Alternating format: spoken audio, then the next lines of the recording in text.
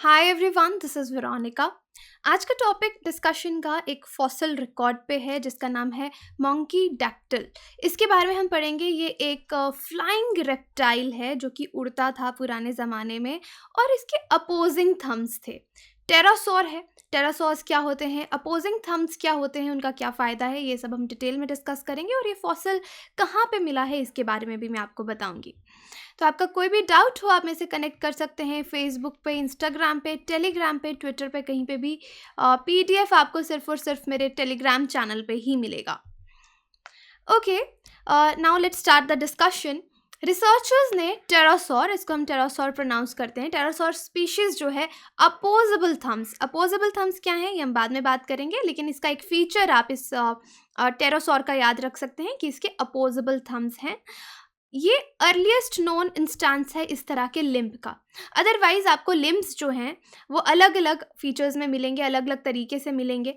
ये opposable Thums का एक पहला इंस्टेंस हो सकता है। अब जो ये टेरासॉर स्पीशीज है ये रेप्टाइल्स थे। यहाँ पे ये पॉइंट ध्यान रखने वाला है कि ये रेप्टाइल्स थे और क्लोज कजन्स थे डायनासोर के। एग्जैक्टली डायनासोर नहीं थे बट आप इनको कजन ऑफ डायनासोर बोल सकते हैं। और पहले इस तरह के एनिमल्स थे आफ्टर इंसेक्ट्स, क्योंकि उस टाइम इंसेक्ट्स भी फ्लाइट लेते थे, उड़ते थे। लेकिन आफ्टर इंसेक्ट्स पहले एनिमल्स थे जो पावर्ड फ्लाइट लेते थे, जो इसके लिए इवॉल्व हुए थे, जो कि बहुत सही बात है कि इस तरह का फॉसिल हमको मिला है। और फाइनली ये इस तरह की स्पीशीज़ में इवॉल्व हुए जहाँ पे आप मान सकते हैं जिस तरह से एक F-16 फाइटर जेट होता है, उसके साइज़ का इतना इनका साइज़ हुआ, इतने ये इवॉल्व हुए। और इनमें से कुछ ऐसे भी थे जो बहुत छोटे थे, एक पेपर एयरप्लेन जितने भी, राइट। काफ़ी इनकी स्पीशीज़ में वैरायटी है। एक F-16 फाइटर जेट से साइज़ जितना उसका साइज़ है उससे लेकर एक पेपर प्लेन के साइज़ तक। अब देखिए ये फॉसिल कहाँ मिला है। ये फॉसिल चाइना में डिस्कवर किया गया है। टायोजिशन फॉर्मेशन जो है लियोनिंग, चाइना में। और ऐसा माना जा रहा है 160 मिलियन ईयर्स ओल्ड ये फॉसिल है। ओके, जो टेरासॉर का फॉसिल अभी रिसेंटली मिला है। और it has been describe by एक इंटरनेशनल टीम है रिसर्चर्स की, चाइना से, ब्राज़ील से, यूके, डेनमार्क और जापान से, जिन्होंने इस बारे में रिसर्च की है और इसका नाम भी दिया है। और नाम है कुनपेंगोटेरिस एंटीपोलिकैटिस, जिसको हम मंकी डैक्टिल भी बोलते हैं, राइट। और यहाँ पे इस पिक्चर में आप देख सकते हैं लोकेशन चाइना में।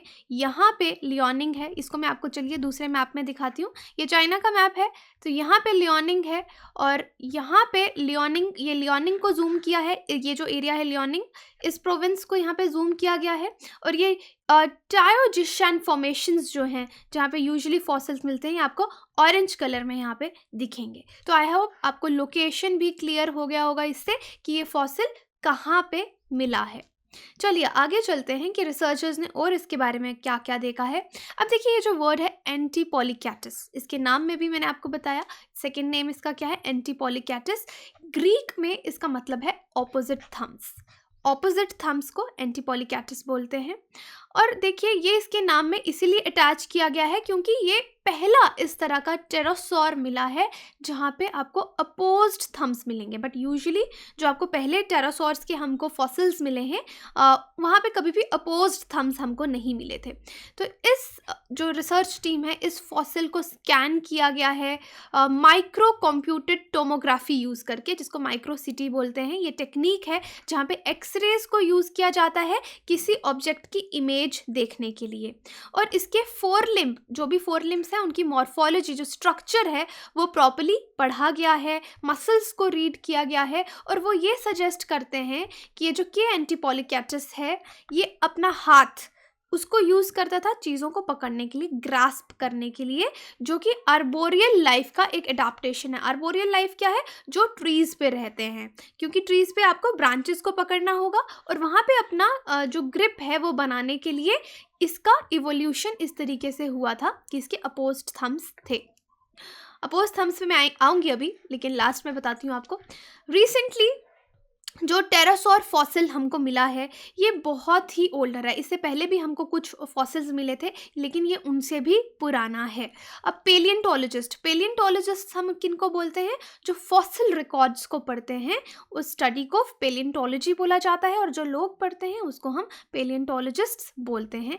उन्होंने आइडेंटिफाई किया है कि स्पीशीज़ एज अ टेरासॉर जो कि लास्ट आपको 77 मिलियन ईयर्स अगो भी मिलते थे वेस्टर्न कनाडा वाले एरिया में, जहाँ पे आज वेस्टर्न कनाडा है, वहाँ पे ये रहे होंगे। जैसे कि एक स्पीशीज़ था क्रायोड्रेकन बोरियास, इसके बारे में भी आपको लास्ट में बताती हूँ। ये माना जाता है लार्जेस्ट फ्लाइंग एनिमल्स रहा होगा जो डायनासोर्स के टाइम पे था।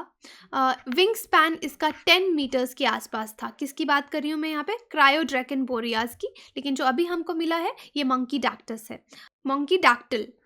अब बात करते हैं अपोजिबिलिटी ऑफ थम्स, जिसके लिए इसको यूनिक माना जा रहा है कि ये टेरासॉर पहली बार मिला है जिसके अपोज्ड थम्स हैं।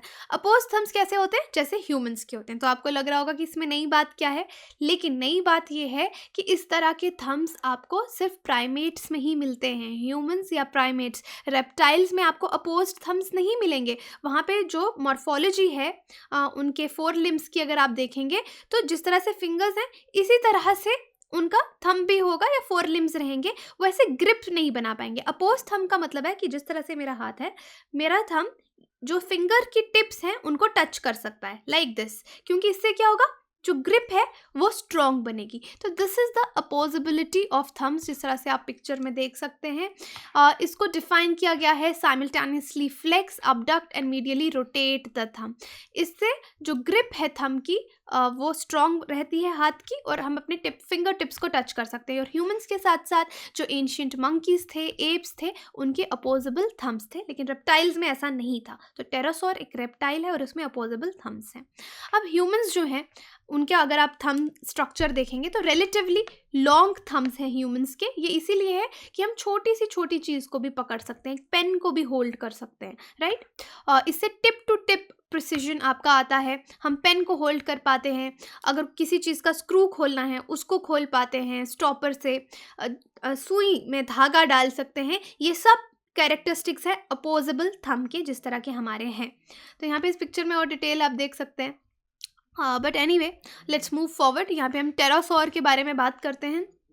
टेरासॉर, जैसे मैंने आपको बताया, जो ये मंकी डैक्टिल मिला है ये एक टेरासॉर है, और ये फ्लाइंग रेप्टाइल्स को टेरासॉर कहा जाता है। ये एक्सटिंक्ट हो चुके हैं और इनका ऑर्डर क्या है? टेरासॉरिया। ओके, अब ऐसा नहीं है कि अब पाए जाते हैं, इनके फॉसिल रिकॉर्ड्स ही हमको मिलते हैं। और ये कब एग्जिस्ट करते थे? मीजोजोइक एरिया में, या फिर आप लेट ट्रायसिक जो एरिया है वहाँ पे ये एग्जिस्ट करते थे, एंड ऑफ क्रिटाशियस पीरियड में। टेरासॉर्स जो हैं ये बहुत ही अर्लीस्ट वर्टिब्रेट्स हैं जो कि इवॉल्व हुए और फ्लाइट लेते थे, राइट। अब ये जो पीरियड्स हैं ये बहुत डिटेल डिस्कशन है, लेकिन आप इसको रीड कर सकते हैं। मीजोजोइक एरा, कितने एरा थे, तो ये आप देख सकते हैं, या कभी हम इस पर अलग से लेक्चर भी बनाएंगे। लेकिन फिलहाल याद रखने के लिए, ऑब्जेक्टिव के लिए आपको याद होना चाहिए मीजोजोइक एरिया में ये एग्जिस्ट करते थे। अब देखिए, टेरासॉर के आज से 100 से ज़्यादा स्पीशीज़ जो हैं वो हमको मिले हैं। Despite the large size and wide distribution, इनका काफ़ी साइज़ जो है वो बड़ा रहता है। डिस्ट्रीब्यूशन इनकी बहुत है, नॉर्थ अमेरिका से साउथ अमेरिका तक ये पाए जाते हैं, एशिया में, अफ्रीका में, यूरोप में, राइट। लेकिन इनके जो फ्रैगमेंट्री रिमेन्स हैं वो अभी हमको सारे भी नहीं मिले हैं, और इसलिए ये जो नई फाइंडिंग है ये बहुत स्पेशल है। तो यहाँ पे देखिए, ये ऑलमोस्ट हर जगह पे आपको पाए जाएंगे, और अब तो ये चाइना में मिले हैं, और वेस्टर्न कनाडा में भी इसके फॉसिल्स काफ़ी मिलते रहे हैं। जैसे कि क्रायोड्रैकन बोरियास की मैंने बात की, जो इससे पहले इसका फॉसिल मिला था टेरासॉर का। विंग स्पैन 10 मीटर था, 250 kg इसका वेट था, और टेरासॉर ये भी फ्लाइंग एनिमल था ऑल टाइम का। इसको आइडेंटिफाई किया गया, एक जॉइंट टेरासॉर था। पहले इसका मिस क्लासिफिकेशन किया गया, इसको समझा नहीं गया कि किस कैटेगरी में डाला जाए। बाद में पता चला एक फ्लाइंग रेप्टाइल है, टेरासॉर की कैटेगरी में डाला गया, और ये ऑलमोस्ट आप कह सकते हैं it's remains were first discovered more than 30 years ago, और इसके रिमेन्स हमको ऑलमोस्ट 30 साल पहले कनाडा, एल्बर्टा कनाडा में मिले थे। ये था क्रायोड्रैकन बोरियास। तो यहाँ पे आज हमने टेरासॉर की बात की और लेटेस्ट जो फॉसिल में इसका मिला है मोंकी डैक्टिल, उसके बारे में बात की, उसका क्या नाम रखा गया है। और अपोजेबल थम्स इसका एक यूनिक कैरेक्टरिस्टिक है। और अपोजेबल थम्स क्या होते हैं वो मैंने आपको बताया। I hope this lecture is clear. कोई भी आपका डाउट हो आप मुझसे कांटेक्ट कर सकते हैं।